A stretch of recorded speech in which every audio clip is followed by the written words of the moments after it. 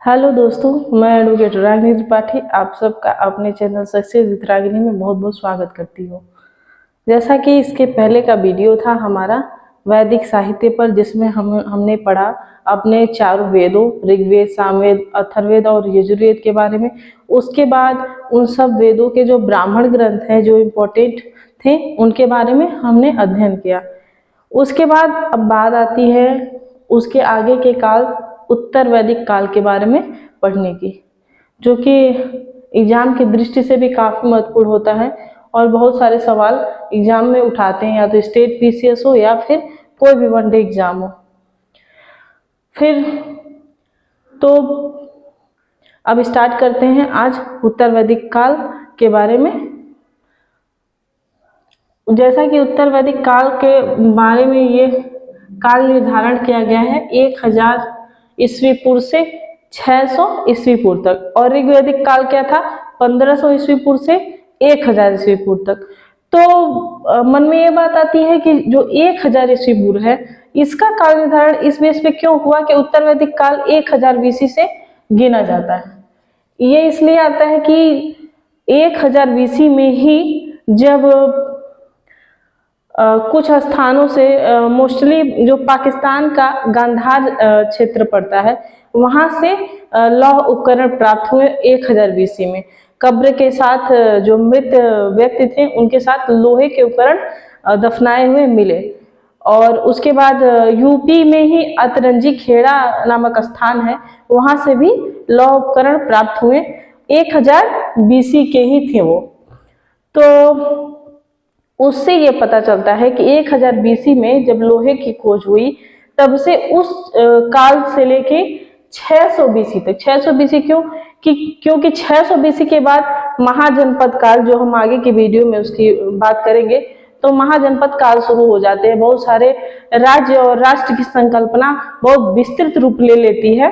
तो इसीलिए उत्तर वैदिक काल को 1000 से 600 बीसी तक ही माना गया, क्योंकि 1000 से लोहे की खोज हुई, उसके बाद से ही उत्तर वैदिक काल प्रारंभ होता है। और उसके बाद अब बात करते हैं कि और क्या क्या स्रोत हैं। जैसा कि यहाँ मैंने लिखा है कि शेष तीनों वेदों ब्राह्मण ग्रंथ और आरण्यक उपनिषद साहित्य की रचना हुई। शेष तीनों ग्रंथ कौन? सामवेद, अथर्ववेद और यजुर्वेद। इन तीनों की रचना उत्तर वैदिक काल में ही। और ऋग्वैदिक काल, जिसकी जानकारी का एक मुख्य स्रोत ही ऋग्वेद है, उसके नाम पे ही उसका नाम भी पड़ा है ऋग्वैदिक काल, तो वो तो ऋग्वैदिक काल में हुई थी। और उसके बाद उत्तर वैदिक काल में इन तीनों वेदों की रचना हुई।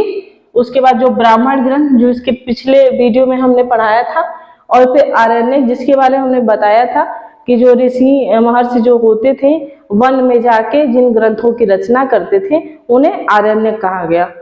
तो और उसके बाद उपनिषद, इन सब की रचना उत्तर वैदिक काल में होती है। उसके बाद अब बात करते हैं उत्तर वैदिक काल में जो आर्य थे उनका प्रसार, उनका विस्तार कहाँ से कहाँ तक होता है, और उस आधार पे वो क्षेत्रों को नाम भी दिया गया है इन सब वेदों में, उसकी बात करते हैं। तो जैसा कि लिखा, जो उत्तर वैदिक काल में थे जो आर्य अभी तक गंगा नदी के पश्चिमी क्षेत्र की तरफ ही थे, वो उनका विस्तार पूर्व की दिशा में नहीं था जब तक ऋग्वैदिक काल था। और उत्तर वैदिक काल में जो थे आर्य का पूर्व दिशा में, पूर्व दिशा मतलब गंगा नदी के पूर्व की तरफ, जब तक अभी तक पश्चिम की तरफ ही थे, सप्त सैंधव प्रदेश ही उनके केंद्र बिंदु था, वहीं तक थे। लेकिन उत्तर वैदिक काल में उनका विस्तार होता है, वो आगे बढ़ते हैं, और आगे कहाँ? गंगा नदी के पूर्व की दिशा में। और स्पेशली जो गंगा यमुना नदियों का दोआब है, दोआब मतलब समझते हैं? दोआब मतलब जो दो नदियों के बीच का क्षेत्र होता है उसे दोआब कहते हैं। तो वो जो आर्य थे वो गंगा यमुना नदियों के दोआब में प्रवेश कर जाते हैं। और यहाँ ही नहीं, गंगा नदी के दोआब के ऊपरी क्षेत्रों में भी प्रवेश करते हैं, उसे आगे बताएंगे। तो उत्तर वैदिक काल में गंगा यमुना नदी के दोआब में प्रवेश आर्य कर जाते हैं। और उसके आगे उनका पूर्वी सीमा होता है, जो उत्तर वैदिक काल में जो आर्यों का पूर्वी सीमा होता है वो होता है सदानीरा नदी। सदानीरा नदी, जिसे आज गंडक भी बोल सकते हैं, गंडक, इसका उल्लेख इन वेदों में बहुत ही ज्यादा है, कई बार आया है इसका उल्लेख। तो गंडक नदी भी कह सकते हैं, गंडक नदी। सदानीरा नदी उत्तर वैदिक आर्यों की पूर्वी सीमा थी। उसके बाद जो ऋग्वेद में जो सरस्वती और दुष्यदती नदियां हैं, जो काफी पवित्र क्षेत्र माना गया, इनकी नदियों के बीच का जो क्षेत्र था उन्हें काफी पवित्र माना गया। तो इनके बीच के क्षेत्र में जो थे, कौन जो रहते थे तब, अभी तक आर्य इन्हीं नदियों के क्षेत्र में, यहाँ तक जो सिंधु नदियां थी, सप्त सैंधव, जहाँ कई 7 नदियां थी, उन क्षेत्रों में ही आर्य रहते थे। उन क्षेत्र को क्या कहते थे? ब्रह्मावर्त। उन क्षेत्रों को ब्रह्मावर्त कहलाता था वो क्षेत्र। तो और ये काफी पवित्र क्षेत्र माना गया है, इसका वर्णन भी ऋग्वेद में बहुत बार हुआ है। उसके बाद इस ब्रह्मावर्त के क्षेत्र को छोड़ के आर्य आगे बढ़ते हैं, गंगा यमुना दोआब के उत्तरी ऊपर के क्षेत्रों में प्रवेश करते हैं, ऊपर के क्षेत्रों में प्रवेश करते हैं, लेकिन अभी अंग और मगध जो आगे महाजनपद काल में पढ़ेंगे वहां तक अभी नहीं करते हैं। तो वहां प्रवेश करते हैं और उस क्षेत्र को क्या बोला गया है? ब्रह्मर्षि देश। ब्रह्मर्षि देश। अब ये ब्रह्मावर्त को छोड़ के ब्रह्मर्षि देश में प्रवेश करते हैं। उसके आगे नीचे की तरफ हिमालय से लेके जो विंध्य पर्वत श्रेणी है वहां तक, उसके बीच में, उसके बीच के सारे विस्तृत जो भाग हैं, पूरे विस्तार में जो भूभाग है हिमालय और विंध्य पर्वत के क्षेत्र के बीच के भाग को, वो सारा अपने अधिकार में आर्य ले लेते हैं। और उन क्षेत्रों को क्या बोला गया? मध्य क्षेत्र। वो विस्तार क्षेत्र जो था उन्हें बोला गया मध्य देश, मध्य देश। तो और ये मध्य देश मतलब ये जो विंध्य पर्वत श्रेणी था वो आर्यों का दक्षिणी बिंदु था। ये बाउंड्री दक्षिणी बिंदु तक था उनका। ये जो विंध्य पर्वत था वो आर्यों का दक्षिणी बिंदु था, दक्षिणतम बिंदु था। और यहीं तक लेटेस्ट दक्षिण तक आर्य विंध्य पर्वत श्रेणी तक ही आए थे, दक्षिण तक उनका प्रसार नहीं था। तो ये हो गया। और वो जो मध्य देश, इसका नाम दिया गया। और ये जो मध्य देश था, इनके बीच का क्षेत्र, यही आर्यों के केंद्र बिंदु का एक जो कार्य बिंदु था। ये एक तरह से जैसे राज्यों की राजधानियां होती हैं जो बीच में रहती हैं, तो उसी तरह से जो आर्यों के कार्यस्थल का जो केंद्र बिंदु था मध्य देश था। उनके कार्य क्षेत्र का केंद्र मध्य देश था। इसके अलावा एक बात बतानी थी, ये जो मैंने लिखा कि उत्तर वैदिक काल में आर्यों का पूर्व दिशा की तरफ प्रवेश का स्रोत क्या है, कहाँ से पता चलता है? तो जो कल के वीडियो में हमने ब्राह्मण ग्रंथ के बारे में बताया था, जिसमें एक शतपथ ब्राह्मण था जो सबसे महत्वपूर्ण ब्राह्मण ग्रंथ है, उसमें ऐसा वर्णन है, एक विदेह माधव की कथा है, विदेह माधव की कथा है, उससे पता चलता है, उस कथा से, कि आर्यों का पूर्व की दिशा में विस्तार हो चुका। अब इसके बाद जब आर्य मध्य देश तक आ जाते हैं, जो कि इनका दक्षिणी बिंदु था, विंध्य पर्वत ही आर्यों का दक्षिणी बिंदु था।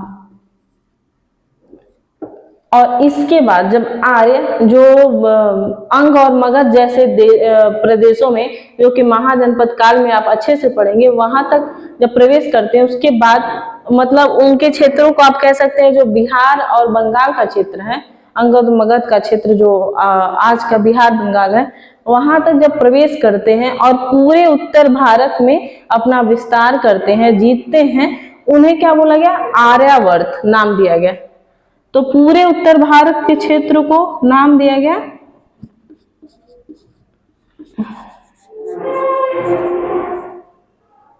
कुछ क्षेत्र को नाम दिया गया आर्यावर्त।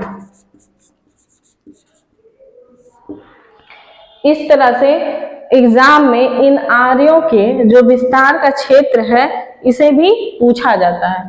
तो विस्तार क्षेत्र कैसा है देखते हैं। पहले ब्रह्मावर्त, जहां पहले ऋग्वैदिक कार्य रहते थे, यहाँ को छोड़ के आगे बढ़ते हैं ब्रह्मर्षि प्रदेश। ब्रह्मर्षि प्रदेश, ब्रह्मर्षि देश मतलब गंगा यमुना दोआब के ऊपरी क्षेत्र को ब्रह्मर्षि देश बोलते हैं। उसके बाद मध्य देश जो हिमालय और विंध्य क्षेत्र पर्वत के मध्य का जो स्थान है वो मध्य देश। इसके आगे पूरे उत्तर भारत में जब विस्तार हो जाता है तो उसे बोलते हैं आर्यवर्त। तो ये है आर्यों के विस्तार का क्रम जो इम्पोर्टेंट है, इसे आप ध्यान दीजिएगा। अब इसके बाद बात आती है कि सदा नीरा नदी के अलावा एक और नदी है जो नर्मदा नदी, जो कि मध्य प्रदेश के अमरकंटक की पहाड़ियों से निकलती हुई गुजरात और महाराष्ट्र होते हुए जाके अरब सागर में गिरती है, उसका भी उल्लेख इस वेद में हुआ है। मतलब नर्मदा नदी का भी उल्लेख, नर्मदा नदी को नर्मदा नदी के नाम से नहीं उल्लेख है, इसका नाम रेवा नदी दिया गया, रेवा नाम से इसका वर्णन है, रेवा नदी, तो इसका भी उल्लेख है।